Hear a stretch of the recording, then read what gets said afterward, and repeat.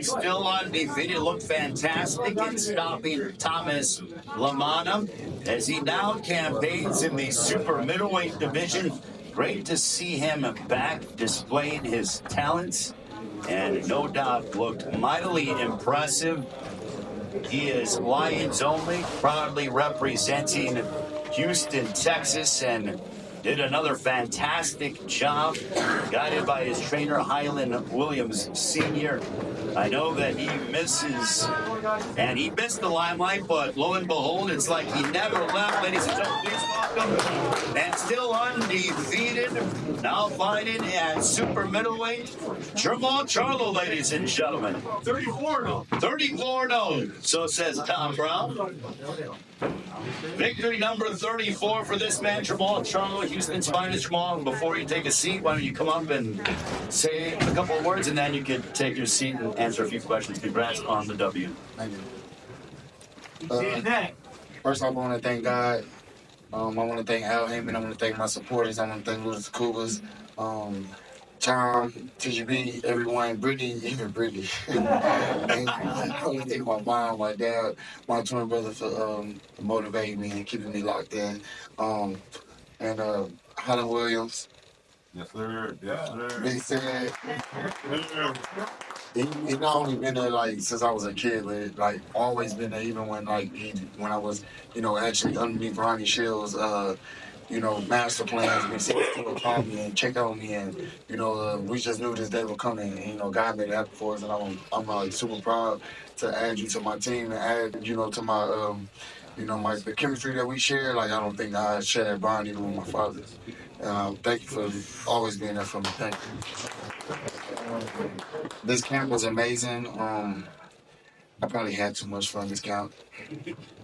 But it's cool though, cause that's what it's all about. Having fun, giving my all, working, and just staying focused. Talk to my mom every day. Talk to my brother, my peers, my friends. CC hit me up, Didi hit me up every day. Everybody that's just been really holding me down. I just want to say to my fans and my friends and people out there, if you ever going through something, the worst thing to do is hold it in. It don't matter who it is. Just talk to somebody about it, and that's the best thing you can do. And try to move forward. Just pray to God that He can change the view on things in life, and that's kind of what I've been doing. I've been battling with it. I know I just got a victory, and I got a victory maybe a year ago, and I've kind of been inactive, but my goal is to get more active. But, I'm still battling some things now, but I'm not, it's not affecting me not to fight. As you can see, I went in there and still prevailed, and just wanted to tell y'all, thank y'all for following me, thank y'all for being there with me each and every step of the way. It's a journey, and I'm still working towards making myself better. I'm not perfect, but my record is.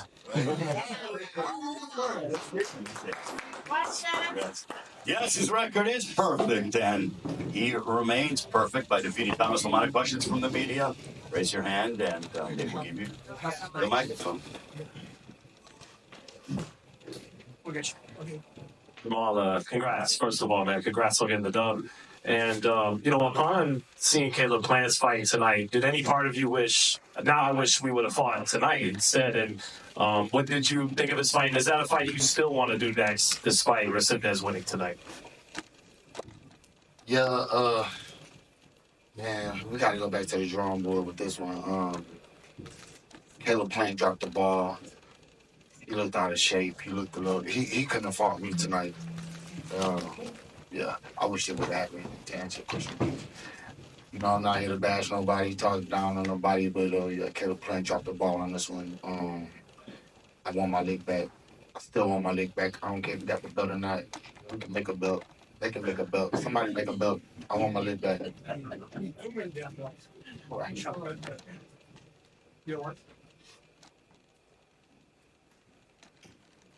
Stephen Coreno, Carolina Sports. Jamal, congratulations. I saw early in some of the rounds you kind of were shaking out your arms a little bit. I don't know if you're just trying to get loose or I don't know. Can you just explain what was going on? I don't know if you have an injury or something to explain what was going on there. I'm healthy, brother. I rebuke you too.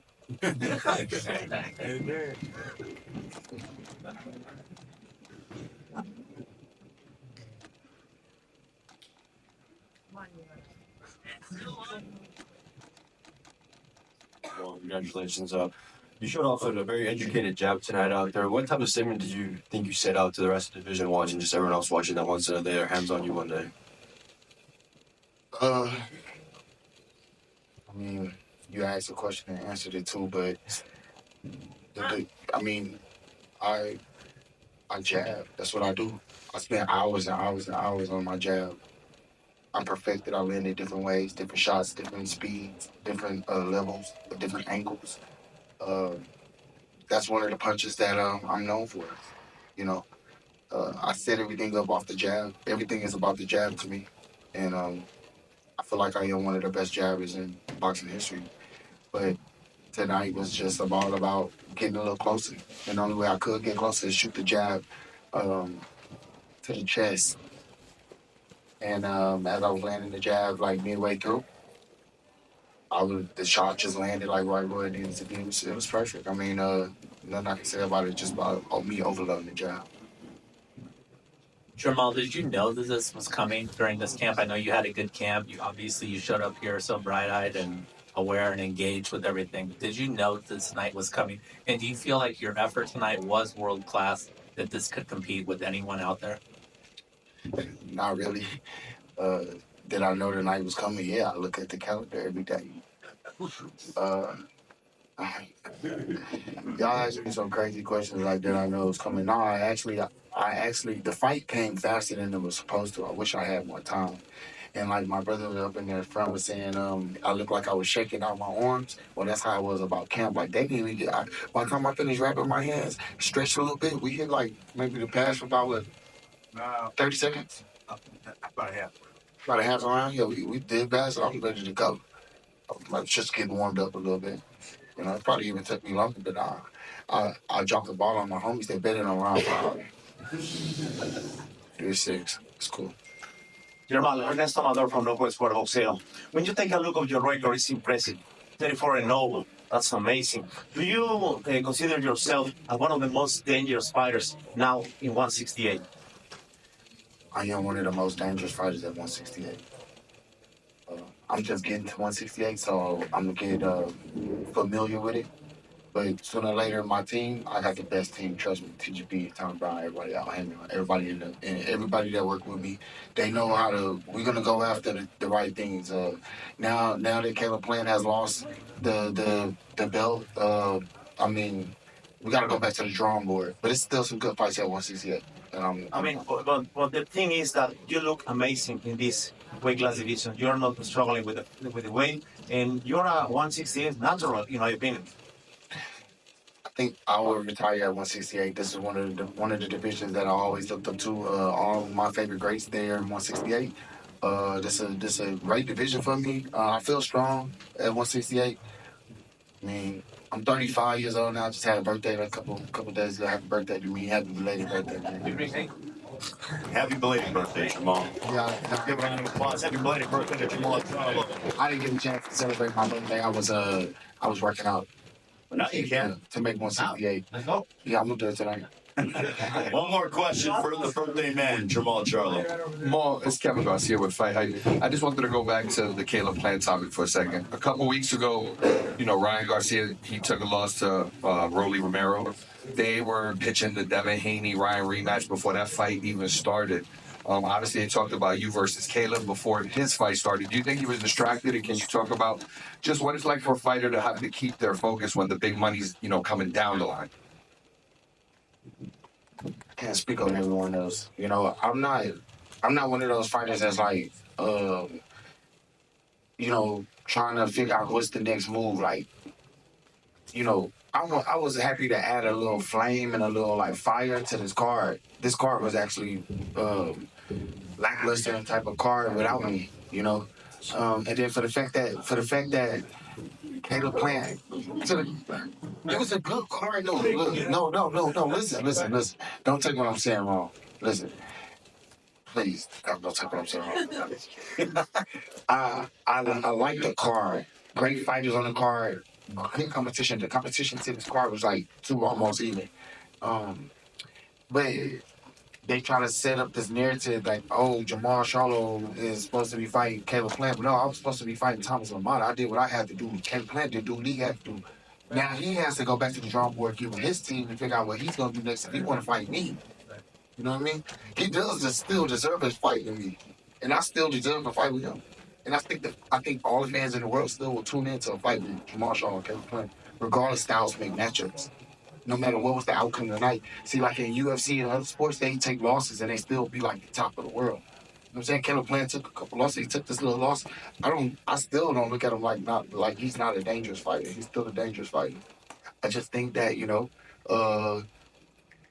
to answer your question, yes, Rody and Ryan, they had that little thing going because they was looking for the Devin fight. The Devin fight looked at fluke. And like, boxing is boxing. Y'all gotta understand this. We still fighters. We still human beings. We still have to get out there and fight and perform every night, every day, whenever, train every day. I mean, what I'm basically trying to say is I look at the step that I'm taking at this moment. I'm not overlooking anybody in the division. To be honest with you, at this moment, I think the best move for my career, I'm 35, and, time is wasting, whatever y'all want to call it, I'm still having fun in the sport. I still got a lot more fights to go. I think that I should just keep fighting, and hopefully I can get the Canelo fight. I mean, when y'all see that, I'd rather fight Canelo than Blank. One more question for Jermall Charlo. Final question. Jermall, over here, congratulations on the win. That was actually my question to you in regards to Canelo. You talk about a missed opportunity for Caleb. You didn't hold up to his end of the bargain. You did. In 2023, you were close to getting the Canelo fight, but you weren't ready. Why do you deserve it now, and what do you need to do to get it? I was ready. It just wasn't the time. The time wasn't. It's all about the time. You said that's what we talk about, right? It's all about the time God gives it, bro. Look, I'm not tripping on, the Canelo fight. If it happens, it happens. If it don't, it don't. You know what I mean? At 168, I want to become a world champion at 168 for myself, for my legacy, for my kids. And other than that, I'll just let it flow. I just want to be great but go down in history as like one of the greats that ever did it. And I want to fight Canelo. I want to fight Plant. I want to take those big fights if they are there. If they're not there, then what am I supposed to do? Just keep waiting? No, it's not more time to wait. I got to fight these fights. If not, then what I'm supposed to do? But one thing I'm going to do is stay loyal to TGB, Al Hammond, everyone who stays loyal to me, I'm going to stay loyal to them. So it is what it is. Thank y'all. Congratulations, Jermall.